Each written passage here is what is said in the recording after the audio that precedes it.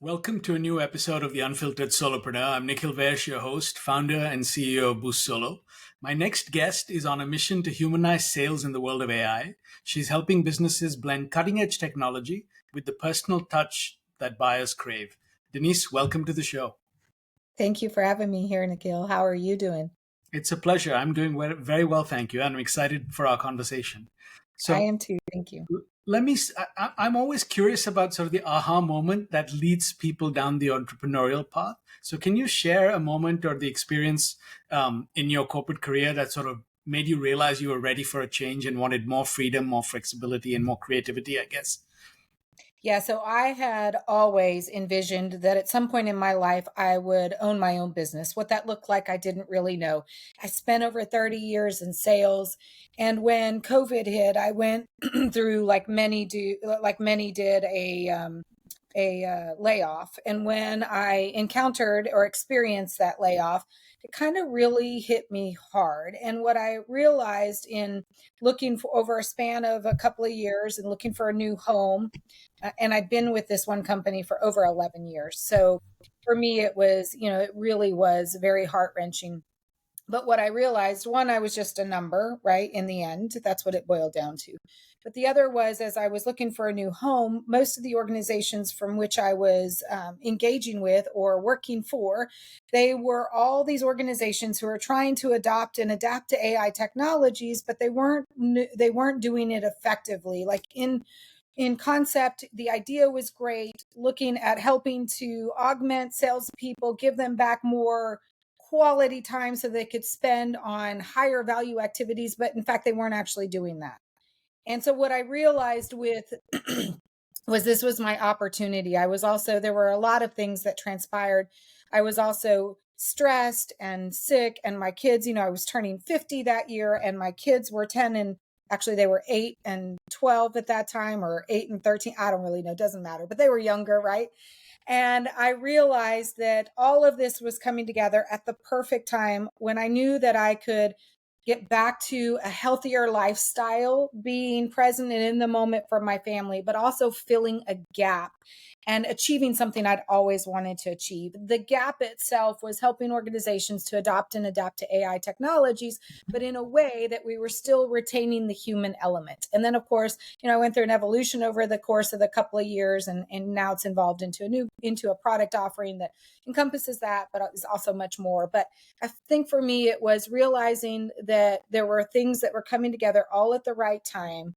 And that I knew that if I didn't make that jump now, I would probably never make it, because it had been something I'd always wanted to do. And the stars just aligned at the right moment. Did that answer it? Absolutely. And it sounds like a layoff, which, a lot of people sort of perceive negatively, became an impetus to sort of fuel something you'd always wanted to do, right? Is that, Yes. Did I hear that right? Well, I mean, the reality is I have friends that still work there. I'd been there over 11 years. If I were still there right now, if I had never been let go, I would still be there now. I 100% believe that, because they were my family. I enjoyed what I did, but it still did not allow me the flexibility. It also did not allow me the opportunity to really focus on my family. And it still was all encompassing. As salespeople, we are defined, or we tend to define ourselves by our numbers, right? When we're not making our numbers, it causes tremendous amounts of stress and anxiety. And in sales, working in the corporate world, it's not about what have you done for me in the past or what you've done for me today. It's what are you doing for me tomorrow? And it was always that trying to keep up and doing even better. That was all consuming, and I would have still been there rather than where I am today. But it sounds like you wanted to go off and do something. You just needed some sort of push, right? Because Exactly. You said it a couple of times now that that's not where you wanted to be, even though because you were comfortable, but you wanted to sort of challenge yourself in other ways, right? It sounds like so. Correct. Yeah. Yes. Okay. So let me ask you now. So you made the transition from the corporate world to entrepreneurship or solopreneurship. Now you've gone from sort of selling tech products and doing sales to actually selling yourself, because you're now the brand, right? So can you talk a little bit about that shift and some of the unexpected challenges that you faced in making that shift? Yeah, so for me, actually, it wasn't that it the shift for me wasn't as much selling a product, like a consumable product, like software that someone had in their hands, to selling my services, because I had, in fact, sold services as part of, any software package. You always tried to do that. So it wasn't so much that as it was trying to go from B2B to B2C, and then realizing that B2C is not the space I wanted to be in, and the shift back to B2B. So for me, it was very different selling business to consumer than it was selling business to business. And that was a not super difficult transition, but a transition that taught me a lot and made me realize why I loved B2B, right? And that I needed to go back to B2B rather than the B2C consumer. So can you talk a little bit about why you initially targeted B2C then and then sort of went back to B2B? Yeah, so B2C, well, as a solopreneur, I thought that was really all I could do, right? I thought that my home would be to work with, other solopreneurs, other small business owners, because the reality is that we as solopreneurs or very small business owners are in essence consumers. We buy like consumers. And I thought that would be my niche because it just made sense. That was the space I was living in. So why wouldn't I want to help the same people that were living in the same space as me, right? And that was rewarding. I had some great clients, but what I realized was the way consumers buy and solo and small business owners buy is very different than the way business to business buys. And what I also realized was I could give a lot of my time to those individual people, but I was only helping so many people. I could only handle so many private clients. And what I realized was I wanted to really make an impact. I wanted to help others achieve what I had achieved on a much grander scale. And I could not do that from a B2C perspective.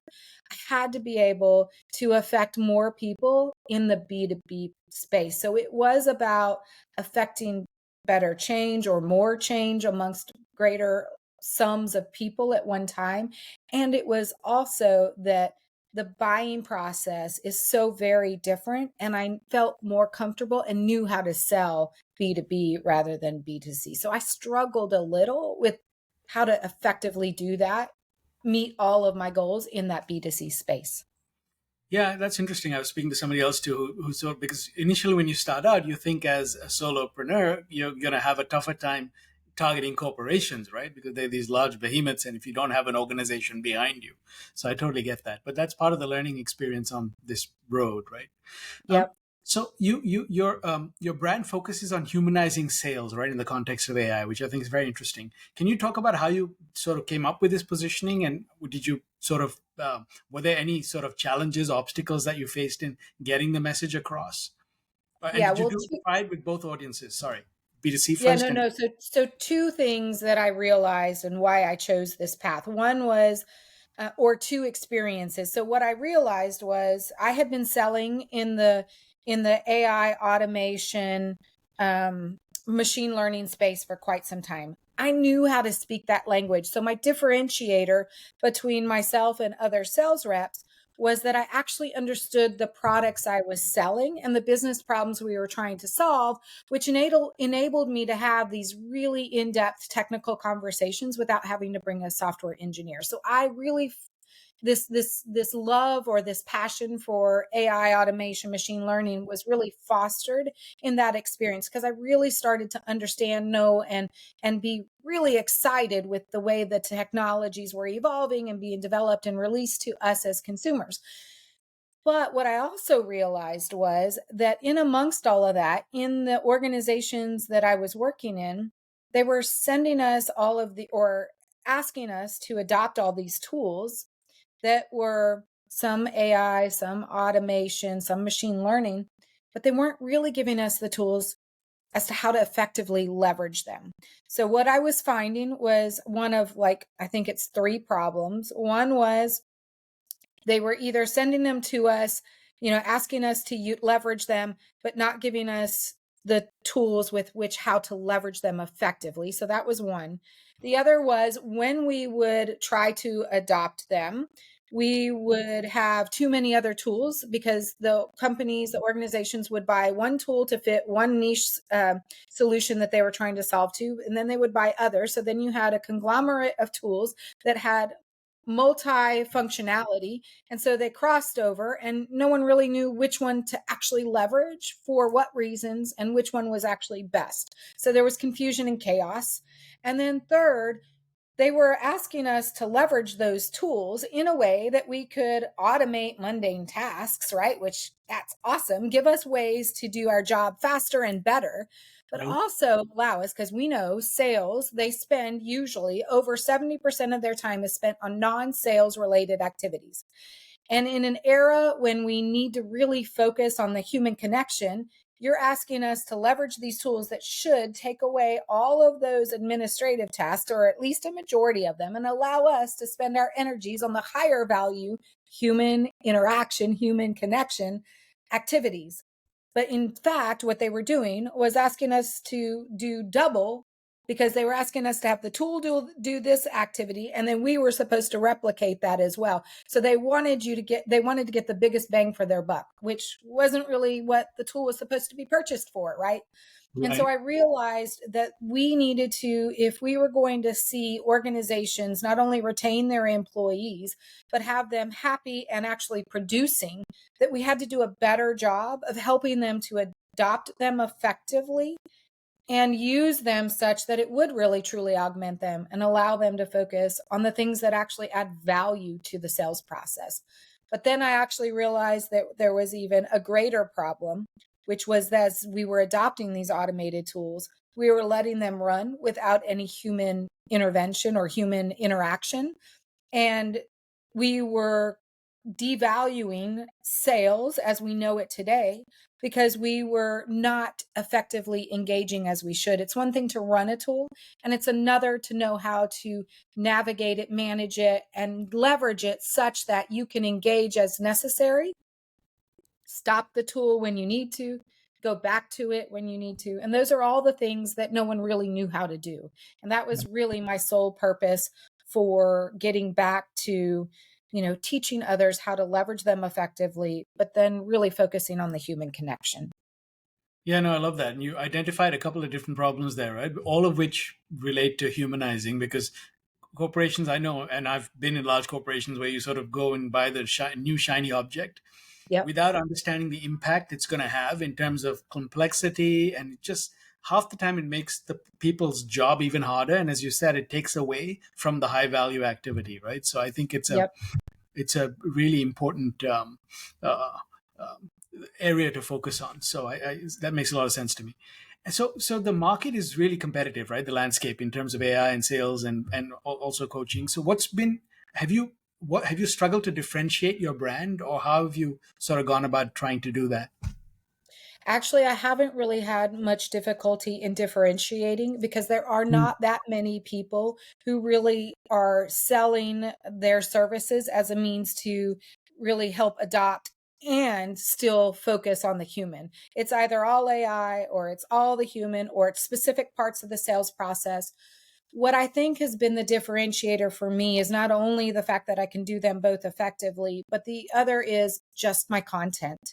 I mean, spending time working on establishing myself as credible and getting visibility and just letting people see what we as humans bring as value to the sales process by being human, by fostering that human connection.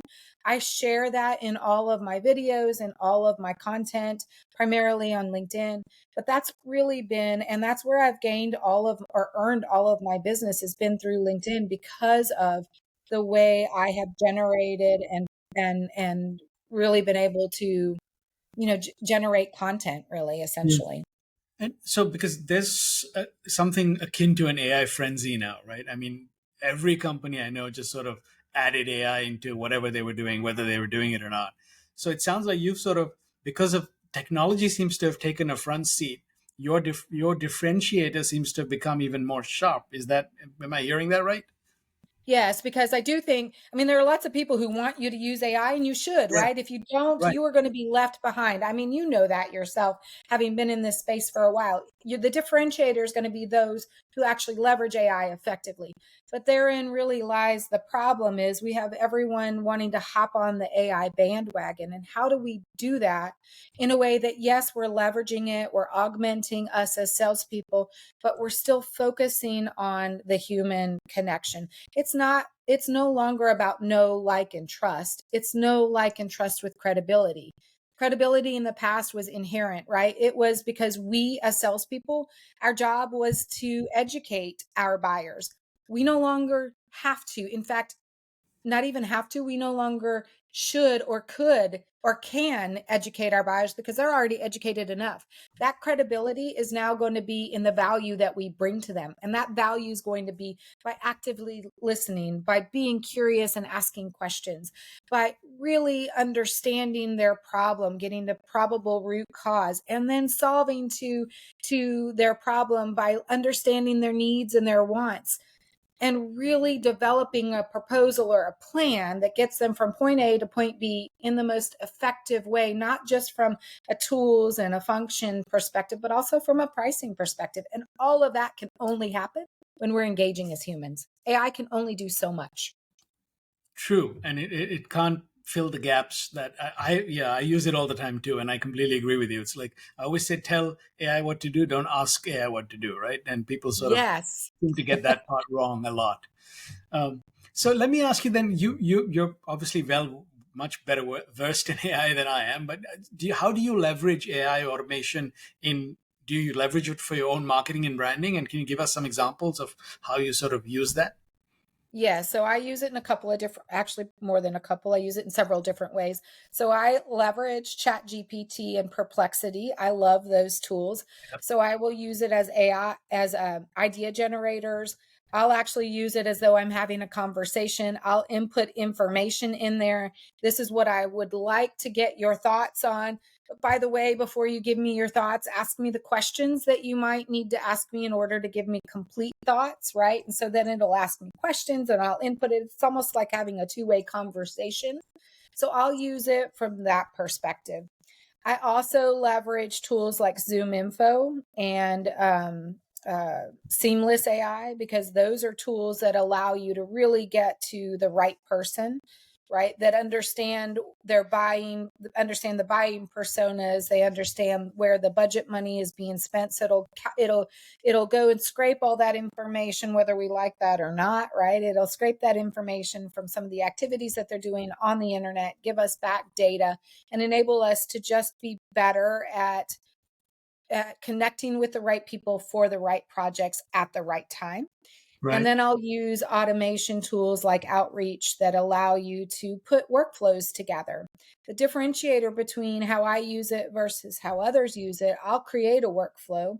I'll include manual steps in there that I need to manually do, but it'll notify me.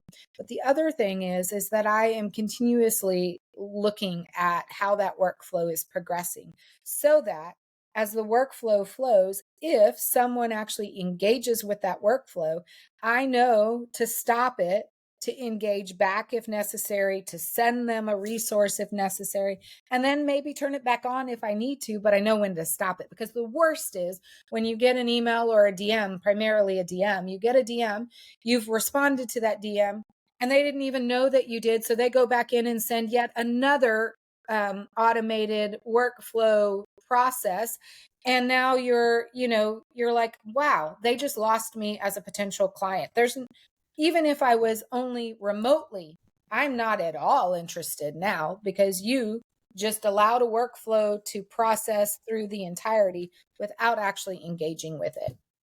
I love that. And you're absolutely right. I've been on the receiving end of that, where I've actually written back to the person saying, I think you need a better CRM system. But you're right, though, because it's like when a human engages, you want human engagement.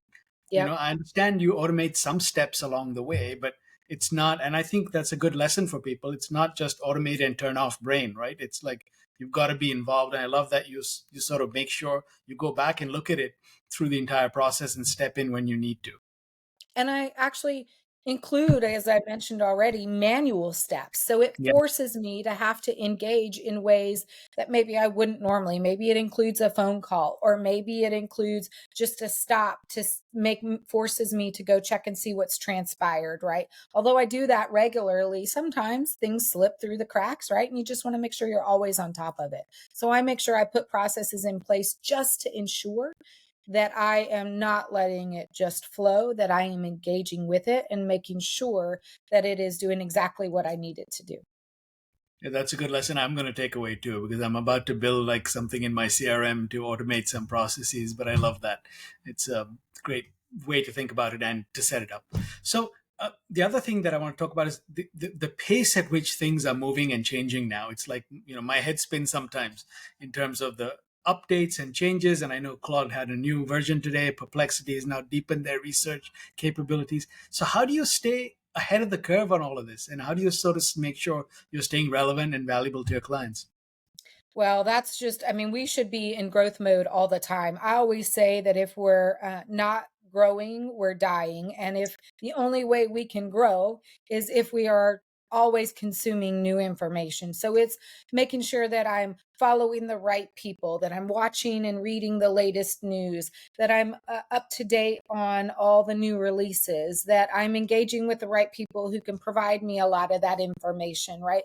So it's just making sure that I'm always, every day, learning something new so that I can take that and give that back to my clients. Are there any sources or people you could mention for our Oh listeners? yeah, there's a couple of people that I love. Corey Warfield is one of them on LinkedIn. If you don't know him, he's No. an AI expert. He has the fastest growing newsletter, pretty amazing individual. I mean, I've got a whole slew of others that I could probably just send you and we can put them in the notes below. But I mean, there are so many resources out there today that if all we have to do is take a moment, even if it's just 30 minutes out of our day, and just consume something new, whether that's on a podcast, a live stream on LinkedIn, whether it's a news reads, a new article that's been generated, or maybe it's just going to the solution that you're using and look to see what's new, what happened that's different from yesterday. I mean, that most of the times in the dashboard, they'll share with what's new, right? Anything that you can do to consume new information should be something that we should challenge ourselves with every single day. Yeah, no, and I love that you said sort of set aside 30 minutes a day, because a lot of people are feeling overwhelmed already, right, with the pace of information and the amount that's coming at them. But I think that 30 minutes a day is a great tip, because then you just consume, you basically have a little window that you've set aside, and it's not sort of eating up your whole day, if you like. So I like that. Well, and I Um, think too, Nikhil, one of the things that I feel like we get challenged with is sometimes we spend too much time trying to consume too much. yeah, So I true. think it's really important to figure out what's important to us. It's even when you create a workflow. Let's go back to the workflow, right? When you create a workflow, what's the intent for the workflow?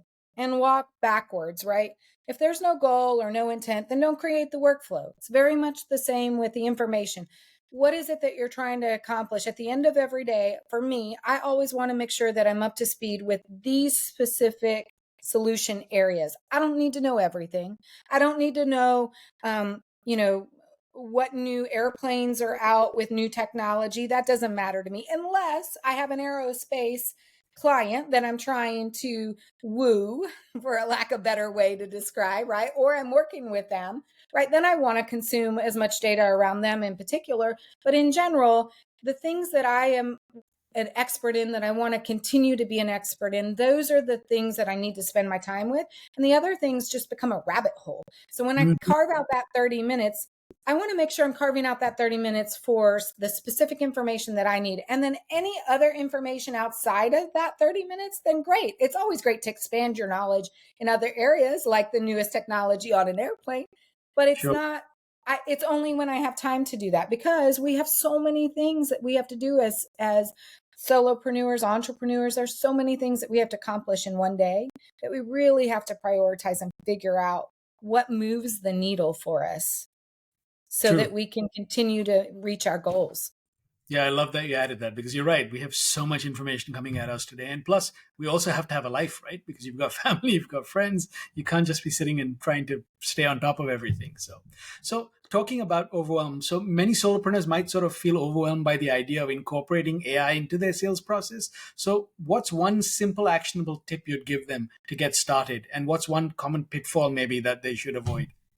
Yeah, so one tip I would leverage is simply this: look at what you spend your cycles doing every day. What are your activities? And in all of those activities, what's one that continues to be repetitive? The repetitive ones are the ones that you can outsource. Or if there's something that you know you have to do, that if you don't, you're not going to progress within your business, that you don't know how to do, that you really just are crappy at, go find a solution that can help you with that. So one of two things, you have to determine which one's going to move the needle more. And only we as individuals know that best. But it's either finding something that's repetitive that you could easily give over to an AI or a machine learning or a workflow automation solution, or one area that you just know that if you can't, that you can't spend the time, you don't know how to do it, and it's not in your wheelhouse anyway, go find a solution that can do that for you. I would say those are one of the two simple tips that you could leverage. And then the Yeah. pitfall is that we tend to go out and look at way too many tools. We want to always look at the new shiny object, but in reality, that new shiny object may not serve us any purpose. What we need to do is really understand when we decide which of the two we're looking for, right? We're either going to find something to automate a solution that we do, a repetitive task we do, or we're looking for something that really is going to help us because we don't have the tools ourselves or the skills ourselves to accomplish. Then what we need to do is make a list of the requirements, the Hmm. needs, right? What are the needs we have to have? And only really focus on those needs. Nice to haves are great. And if you feel like there's something that would totally move the needle, it's not a need, but it's a nice, and you could see yourself a month, 2 months to 12 months down the road leveraging, then maybe. But really focus on just what your needs are right now and solve to that rather than instead of trying to boil the ocean. Yeah. Just really focus on what you need right now. Because look, I mean, most of these solutions are really only month to month anyway. When you decide, and when you look at just needs, you pay less. So you pay exactly for what you need. As solopreneurs, we're giving money out left and right. Sometimes we don't even know what we're spending our money on. And the only way we can rein that in is making sure we're solving to our needs. And then as we get better at it, as we earn more money, then we can look at the wants. And oh, by the way, most of the time you can just upgrade and get those wants. Or you may be at a point where you can take the time to look for a new solution. But nonetheless, what that just means is that you're going to be able to do a better job at really solving to what you need now and then focusing on the other things later. Yeah, no, that's great advice again. Focus, start with your needs, and then you can get to your wants. The bells and whistles can come later, right? And you have a way to sort of, and one thing you said is interesting too, is that I was looking at a CRM solution the other day, and there's so many options. Do you have a way to sort of whittle down, or is that making your list and then going and seeing which solution works the best in terms of price and features? How do you have a system for doing that? You're going to laugh at me, but it Mhm. is truly making those requirements, but then Yeah. taking those requirements and going to Chat GPT. Oh, okay. There you go. That's great. Yeah. I mean, it's Now I'm not not going to give going you to everything, but it is going to give you a starting sure point. And starting what point. you will find is that once you get a starting point, then as you're scrolling, Google and actually those websites, you're going to find more of the similar ones popping up. And then you can choose, to see whether or not they interest you. But at least you have a starting point by leveraging ChatGPT. It should not be your end all be all. Look, Yeah. ChatGPT is not 100% accurate, and it No. is not always going to meet everything that you ask it, but it is going to give you at least a starting point from which with to go out and do that research on your own. But at least it'll condense it a little and make it less overwhelming.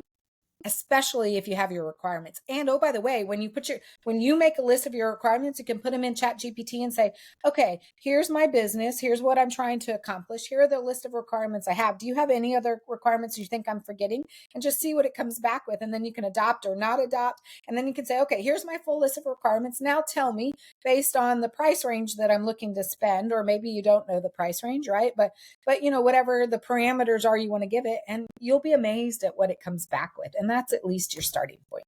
No, you're right, and it stops that overwhelm of just going on Google and trying to see the 200 solutions that come up, right?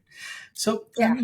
yeah, I think that's great. So let me talk a little bit about the future. So if we were to grab coffee, say 5 years from now, right? What would you hope to have accomplished for your business? Where do you want to be?